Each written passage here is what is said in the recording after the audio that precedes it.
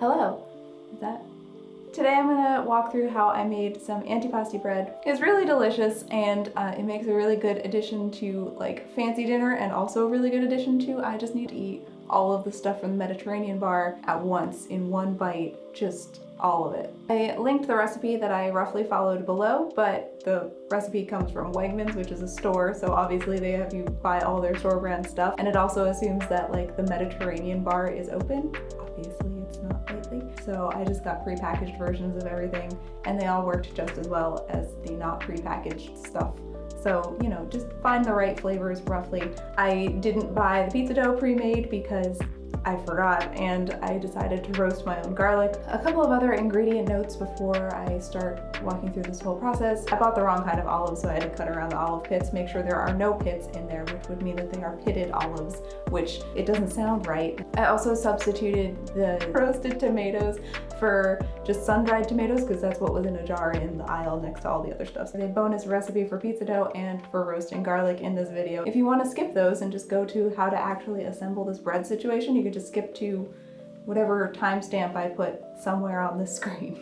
So the first thing that I did was look up how to make pizza dough because I had never done it before, but I just picked the first one that said best pizza dough recipe. I can't vouch for how good it is for like making pizza, but in this context it was very good, and it was nice and stretchy and had all the pizza dough like qualities that I wanted. Pizza dough is actually really easy to make. It's not that involved of a process. It's just flour, sugar, yeast, salt, and some olive oil. I think that's everything. Mix it all up into a mixer with the dough hook attachment, or you can just use a spoon, and mix it until it's, you know, dough. And then you're gonna take that dough-like substance and put it in another bowl, dump it in,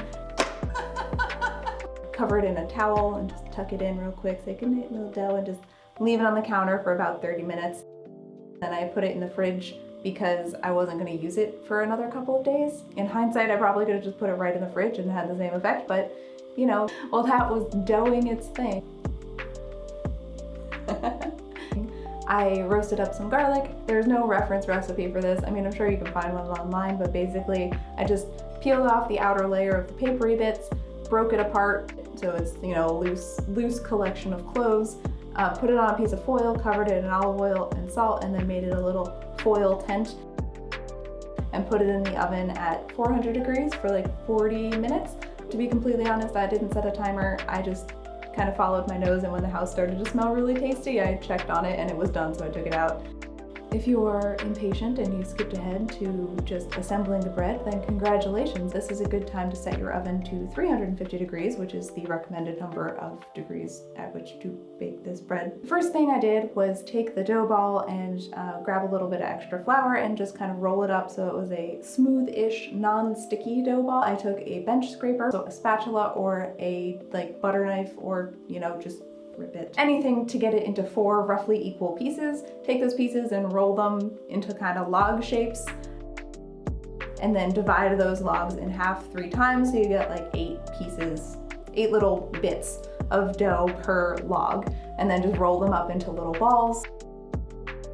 I pushed them off to the side without really thinking about it too much, but should have kept them a little more separated or used a little more flour or something, because they ended up reforming into a mass that was a little bit hard to get back apart when I needed to mix it up. Next, I took all of the other ingredients that didn't require any effort, except for opening jars and maybe cutting things into quarters, and added them all to a bowl. The pesto, the garlic, the mozzarella, the olives, artichokes, peppers, tomatoes.